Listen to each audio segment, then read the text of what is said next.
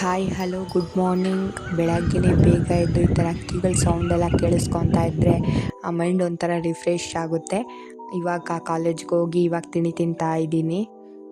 Meeting ಇತ್ತು, meeting ಹೋಗಬೇಕಿತ್ತು. ಇವಾಗ ಹೋಗ್ತಾ ಇದ್ದೀನಿ ಮೀಟಿಂಗಿಗೆ. ಕೃಷ್ಣ ಜನ್ಮಾಷ್ಟಮಿ ಸೆಲೆಬ್ರೇಷನ್ ಇವತ್ತು ಮಾಡ್ತಾ ಇದ್ದಾರೆ. ಎಲ್ಲ ಜನ ಎಲ್ಲ ಸೇರಿಕೊಂಡು ತುಂಬ ಗ್ರ್ಯಾಂಡಾಗಿ ಸೆಲೆಬ್ರೇಷನ್ ಎಲ್ಲ ನಡೀತಾ ಇತ್ತು. ಅದನ್ನೊಂದು ಸ್ವಲ್ಪ ಕ್ಯಾಪ್ಚರ್ ಮಾಡಿಕೊಂಡೆ ವಿಡಿಯೋಸ್ನೆಲ್ಲ. ಇವಾಗ ಮೀಟಿಂಗ್ ಹೋಗಿದ್ದೆ. ಮೀಟಿಂಗಲ್ಲಿ ಸ್ವಲ್ಪ ಇನ್ಫಾರ್ಮೇಷನ್ಸ್ ಎಲ್ಲ ಹೇಳಿದ್ರು.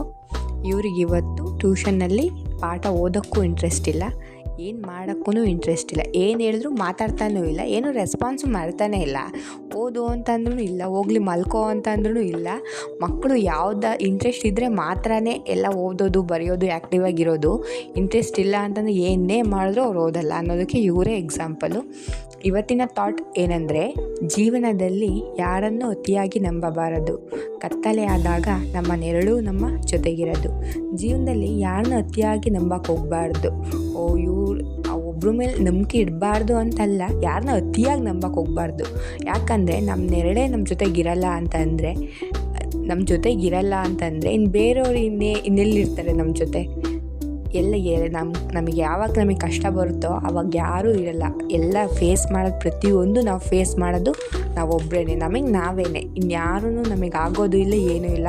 ಎಲ್ಲ ನಾವು ಚೆನ್ನಾಗಿದ್ದಾಗ ಎಲ್ಲರೂ ನಮ್ಮ ಜೊತೆ ಇರ್ತಾರೆ. ಎಲ್ಲ ಸಂಬಂಧಿಕರಾಗಲಿ, ಸ್ನೇಹಿತರಾಗಲಿ ಎಲ್ಲರೂ ನಮ್ಮ ಜೊತೆಗಿರ್ತಾರೆ. ಕಷ್ಟ ಅಂತ ಬಂತು ಅಂತಂದರೆ ಯಾರೂ ನಮ್ಮ ಕೈ ಹಿಡಿಯಲ್ಲ, ನಮಗೆ ನಾವೇನೆ. ನಮ್ಮ ನೆರಳೇ ನಮ್ಮ ಜೊತೆಗಿರಲ್ಲ ಅಂತಂದರೆ ಬೇರೆಯವರು ಎಲ್ಲಿಂದ ಇರ್ತಾರೆ? ಇದನ್ನು ನಮ್ಮ ಜೀವನದಲ್ಲಿ ಅಳವಡಿಸ್ಕೋಬೇಕು.